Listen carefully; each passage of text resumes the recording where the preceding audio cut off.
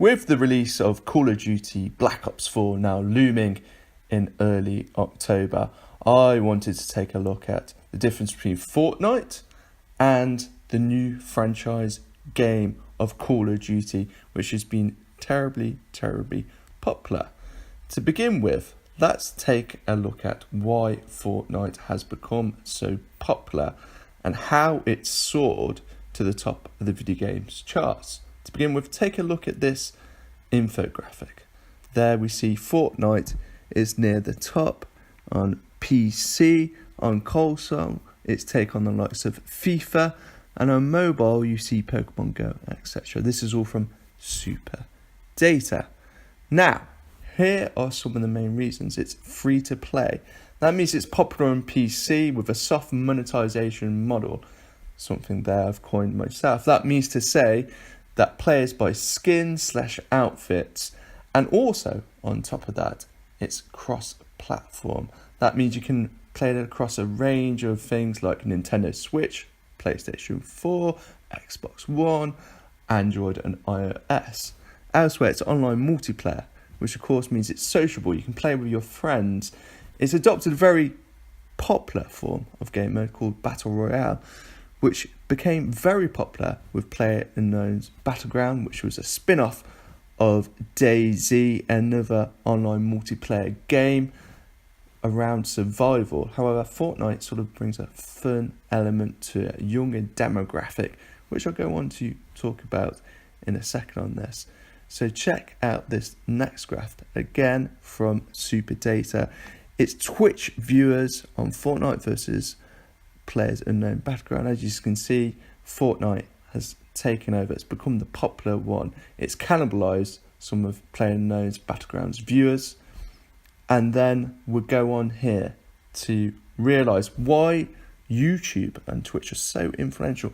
Millions and millions of young people and players across all age groups have watched these two platforms. One interestingly owned in YouTube is owned by Alphabet. The other, Twitch, is owned by Amazon, therefore taken on each other. However, there is some cross-pollination, so to speak, across both.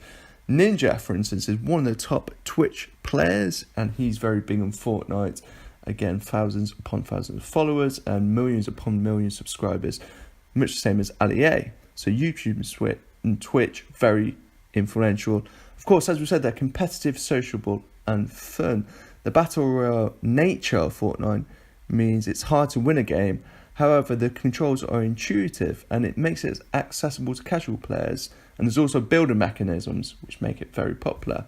Again, here's some statistics to back up the claim that Ninja is one of the top streamers, and you can see there his competition on that platform. Moving on, it's free to win. What do we mean by that? Well, it's a gaming term. They say play to win is an almost derogatory term where you have to pay for different add-ons and that allows you to win rather than raw skill.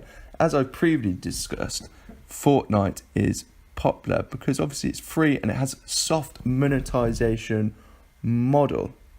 That means it's able to generate revenues from buying the skins and different add-ons such as seasons, rather than hard things that will enable you to win games. This is popular among gamers because skill, it's almost a meritocracy on these platforms. And there we see some of the drivers of revenue that we've already spoken about. That is the skins and purchasing of other cosmetic desirables via the in-game store. I'm just about to show you the in-game store here. So that gives you a sense of what these players are looking at and what they can buy with their different tokens and how the game makes revenues in part. We're going to go into some other factors for popularity now. Seasons, it means that players aren't going to get bored. Effectively, it's something that, the silver screen TV use. They keep introducing new characters, etc. This is not a new thing, but it's a clever thing nonetheless for the video game industry to adopt, in particular Epic Games Fortnite with these new patches, locations. It keeps the players engaged with the product, with Fortnite. And of course, eSports, obviously very growing market, expected to generate $1.5 billion in annual revenues by the end of the decade. That's according to Deloitte Insights. The cash will come from broadcasting rights, ticket sales, sponsorships and merchandise. And the model has already been proven with the likes of Dota 2 and Blizzard's Overwatch. And Fortnite has had a few series now, most popularly Ninja's Las Vegas Fortnite tournament.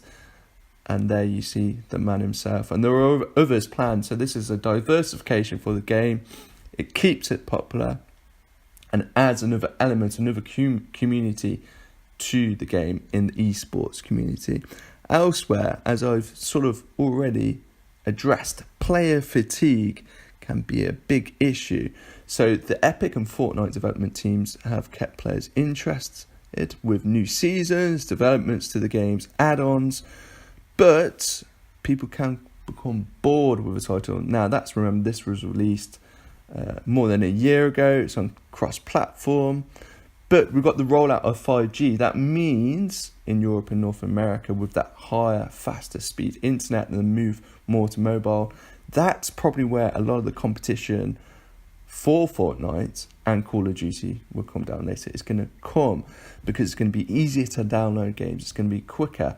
So it's all a competition for time. And as you can imagine, things like Instagram and other mobile native games, I wouldn't say Fortnite is mobile native, it's originally from PC and then it went cross-platform, will be taking on Fortnite. Just take a look at this, Pew Research. And it says that puzzles and strategy games are the most popular. That's a sort of cross-demographic, as we've discussed. Fortnite is more younger audience. That's where the competition is going to lie for video games. It's going to be mobile games. Let's say demographics, typically younger audience. We've got some celebs, think of Drake, and the big presence of Twitch streamers. When it comes to younger people, what's most interesting, I find, about Fortnite, it's very accessible in its content. There's cartoon levels of violence, although it's a shooter. And interestingly, and the big difference between Fortnite and Call of Duty series is that it's a third-person shooter, not a third-person shooter. And as I've said there, cartoon levels of violence, very colourful. And there we have Drake, obviously probably the number one US hip-hop star, obviously originally from Canada. Majority of men playing video games there. We have a statistic.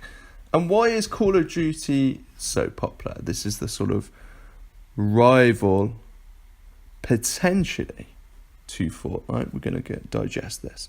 That starts off here on familiarity. Obviously, it's been going almost 15 years now. As of 29th of October, that will be the 15th year mark. Intuitive controls, easy to use, play with your friends. And according to Activision Blizzard, their 2017 annual report, it's the number one console franchise globally for 8 of the last 9 years, which is quite something. So people are very familiar, and it's grown up with people. If you look at the demographics, they're originally playing as teenagers, going into young men. So it's almost come into pop culture, it's now known as COD.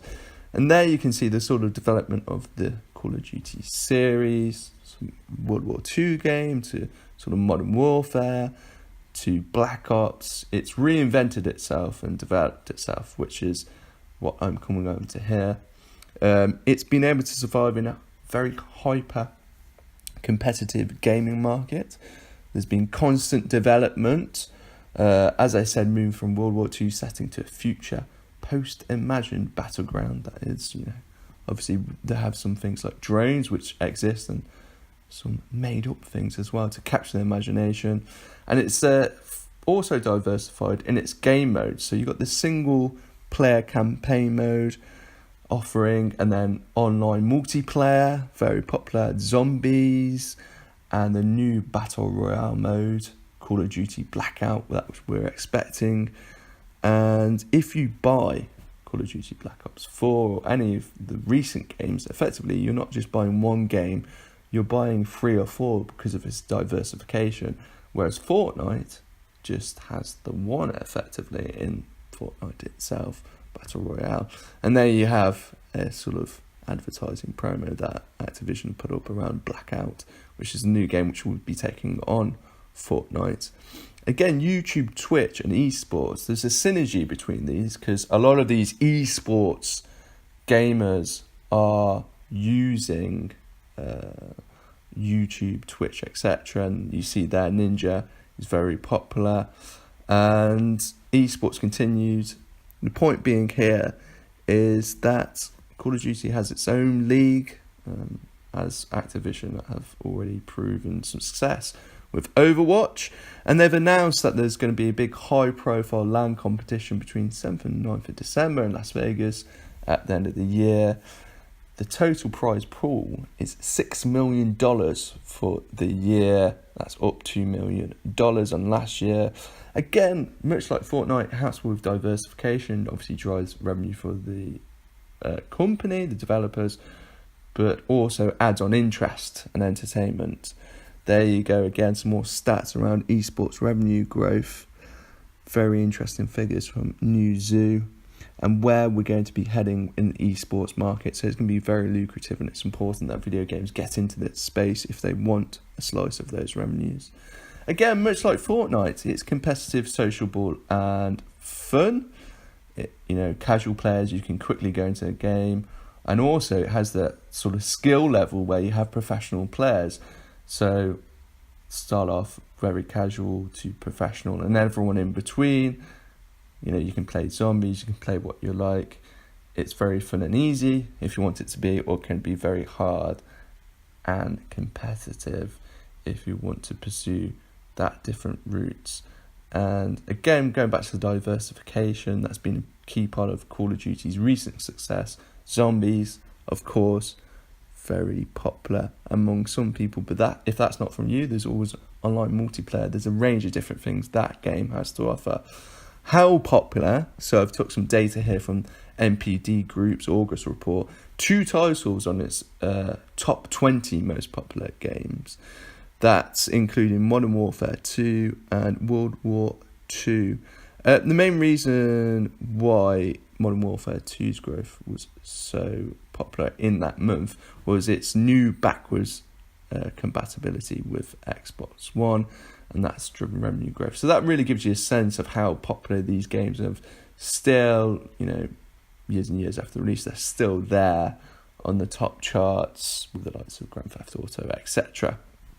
There we go, some statistics from NPD Analyst there, which you can see how popular Call of Duty really is in the markets and how much it dominates. Of course, Minecraft was quite interesting because there's the build capabilities of Fortnite's interesting, how it's working in that alongside a shooter game, third-person shooter effectively online.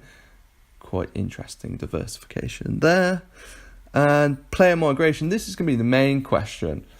If Call of Duty Blackout can take on Fortnite and a game, I've listed a few things here, particularly can it win streamers, can it win YouTubers, will a younger demographic, we've talked about that cartoon level violence, move over to Call of Duty, which looks more realistic. Celebrity endorsements with any product are important, let alone video games. Esports community, how are they going to react to the new game? Are they going to embrace it? Are they going to run with it? If so, that will help the success of the game, Black Ops 4. And the final question, which was quite interesting, can Fortnite and Call of Duty Black Ops 4 coexist? Because that is a possibility as well. You could have crossover. Finally, the big push now is till Christmas, and I have to say, Christmas noobs coming on around the 25th of December when they get that new game.